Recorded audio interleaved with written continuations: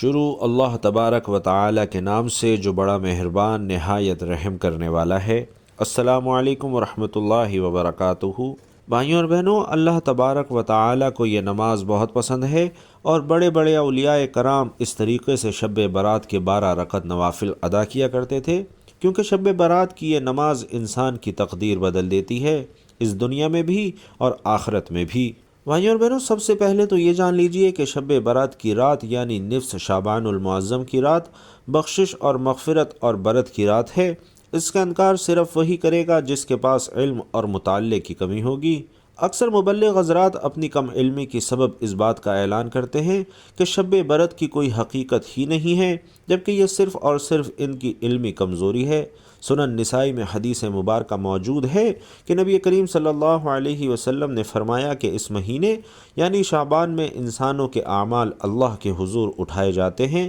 اور میں اس مہینے میں مسلسل روزے اس لیے رکھتا ہوں، اور میں اس بات سے محبت کرتا ہوں کہ جب میرے اعمال اللہ کے حضور پیش ہوں تو میں روزے کی حالت میں ہوں۔ جبکہ ایک دوسرے حدیث مبارکہ ہے جسے مسند ابو یعلا میں امام ابو یعلا نے روایت کیا ہے کہ ام المومنین حضرت عائشہ صدیقہ رضی اللہ تعالی عنہا بیان کرتی ہیں کہ آقا علیہ الصلاۃ والسلام پورے ماہ شعبان روزے رکھتے تھے۔ جب آپ صلی اللہ علیہ وسلم سے پوچھا گیا کہ آپ کو روزے رکھنے کے اعتبار سے رمضان کے بعد ماہ شعبان اتنا پسند کیوں ہے، تو آپ صلی اللہ علیہ وسلم نے ارشاد فرمایا کہ اس مہینے میں اللہ تبارک و تعالی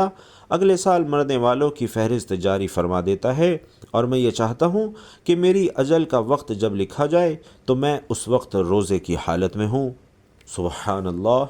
محترم بھائیوں اور بہنوں، نبی کریم صلی اللہ علیہ وسلم نے اس ماہ کی ایک اور فضیلت بھی بیان فرمائی ہے، اور اسے امام ترمذی نے حضرت انس رضی اللہ تعالی عنہ سے روایت کیا ہے کہ رمضان کے بعد سب سے افضل روزے شعبان کے ہیں، اس لیے کہ شعبان کی تعظیم رمضان کی وجہ سے ہے۔ ان تمام احادیث میں ہم نے شعبان المعظم کے بابرکت مہینے کی فضیلت صحیح مسلم اور صحیح بخاری سے ملاحظہ کی ہے۔ تو آئیے اب نصف شعبان یعنی شب برات کی فضیلت میں احادیث جانتے ہیں، اور اب وہ لوگ توجہ کریں جو کہتے ہیں کہ 15 شعبان یعنی شب برات کی کوئی حقیقت نہیں ہے اور اس رات کی کوئی فضیلت نہیں ہے، بلکہ اس رات کا وجود ہی نہیں ہے۔ صحاح ستہ کی معتبر کتاب جامع سنن ترمذی میں امام ترمذی نے شب برات کے عنوان سے پورا باب قائم کیا ہے، اور یہ باب نمبر 39 ہے۔ حضرت عائشہ صدیقہ رضی اللہ تعالی عنہا سے حضرت عروہ نے روایت کیا ہے کہ اس 15 شعبان کی رات تھی، اور میں نے اچانک رات کو دیکھا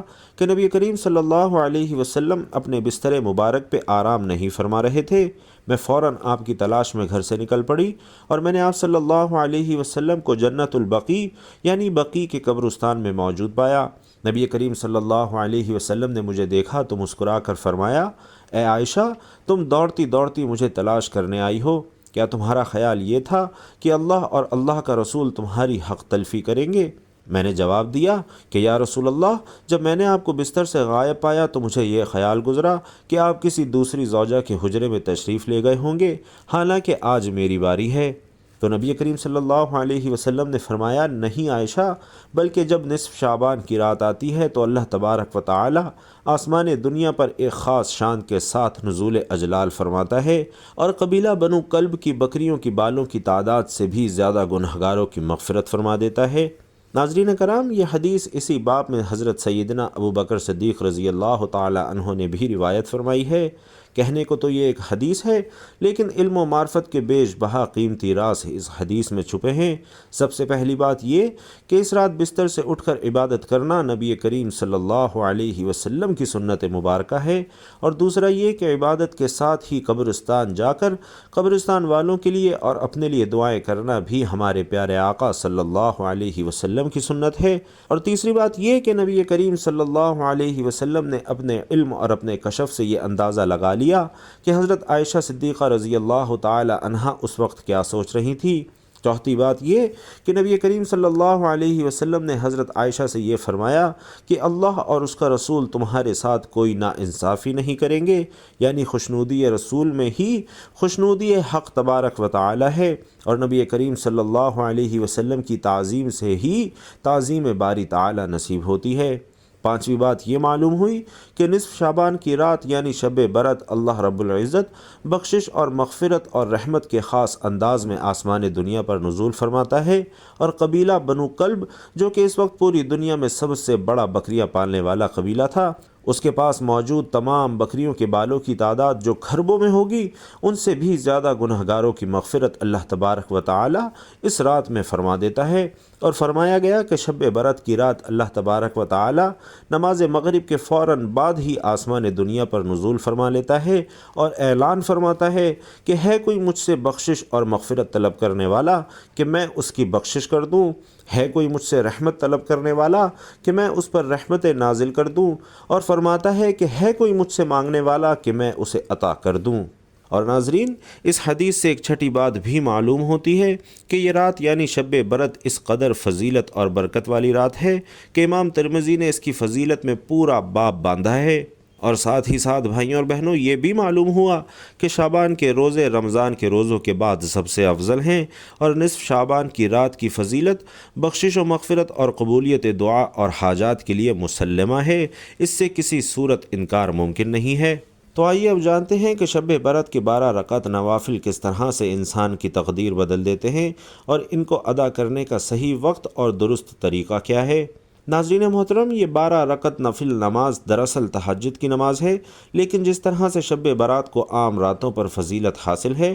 بالکل اسی طرح سے تہجد کی اس نماز کو عام راتوں میں پڑھی جانے والی نماز تہجد پر فضیلت حاصل ہے۔ اس نماز کو ادا کرنے کا سب سے افضل وقت رات کا پچھلا پہر، یعنی موجودہ وقت کے حساب سے یہ وقت رات کے 3 بجے سے لے کر 5 بجے تک ہے۔ اس وقت میں ادا کیے گئے نوافل بارگاہ الہی میں سب سے بلند اور برتر مقام و مرتبہ رکھتے ہیں۔ تو اچھے طریقے سے وضو کیجیے، پاک صاف اور صاف ستھرا لباس زیب تن کر کے گھر کے اندر موجود پاک صاف مقام پر یہ نوافل ادا کریں۔ کل 12 رکعت نوافل کو 2 رکعت میں ادا کریں۔ اس طرح سے یہ 2 رکعت نماز ادا کر کے سلام پھیر لیں، پھر سے 2 رکعت ادا کریں، یعنی کل 6 مرتبہ 2 رکعت نفل نماز ادا کرنی ہے۔ 2 رکعت نفل نماز کی نیت یوں کرنی ہے کہ نیت کرتا ہوں یا نیت کرتی ہوں 2 رکعت نفل نماز کی واسطے اللہ تبارک و تعالی کے، منہ میرا کعبہ شریف کی طرف، اور پھر تکبیر تحریمہ یعنی اللہ اکبر کہہ کر اپنے دونوں ہاتھ باندھ لینے ہیں، ثنا پڑھنی ہے،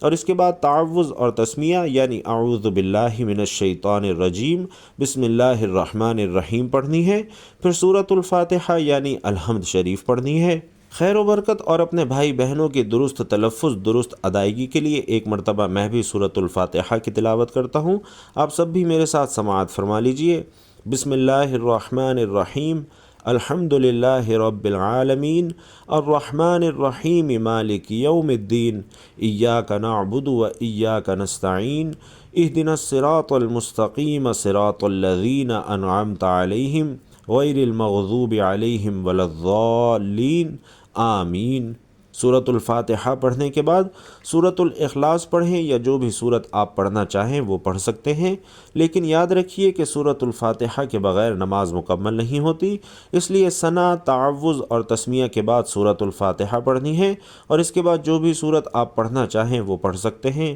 اگر قرآن کی آیات پڑھنا چاہیں تو کم سے کم 3 آیات کی تلاوت کریں، اور پھر اللہ اکبر کہہ کر رکوع کریں۔ رکوع کرنے کے بعد سمع اللہ لمن حمدہ کہہ کر کھڑے ہو جائیں اور ربنا لک الحمد پڑھیں، پھر اللہ اکبر کہہ کر سجدے میں جائیں۔ 2 سجدے مکمل کرنے کے بعد پھر سے دوسری رکعت کے لیے قیام میں کھڑے ہو جائیں، بسم اللہ شریف پڑھیں، الحمد شریف پڑھیں، اور پھر سے کوئی دوسری سورت پڑھ کر رکوع اور سجود کریں، پھر تشہد میں بیٹھ جائیں، التحیات پڑھیں، درود ابراہیمی پڑھیں، دعائے ابراہیمی یعنی رب جعلنی والی پوری دعا پڑھیں، اور دائیں بائیں سلام پھیر دیں۔ ناظرین محترم، نفل نماز کا طریقہ بیان کر رہے ہیں، تو اسی طریقے سے آپ نے 2 رکعت کر کے 6 مرتبہ میں کل 12 رکعت نفل نماز ادا کرنی ہے۔ اور جان لیجئے کہ بزرگان دین رحمۃ اللہ علیہ بھی یہ رات عبادت الہی میں ہی بسر کیا کرتے تھے۔ شعبان المعظم کی 15ویں رات یعنی شب برات کو اچھا لباس پہنتے، خوشبو سرما لگاتے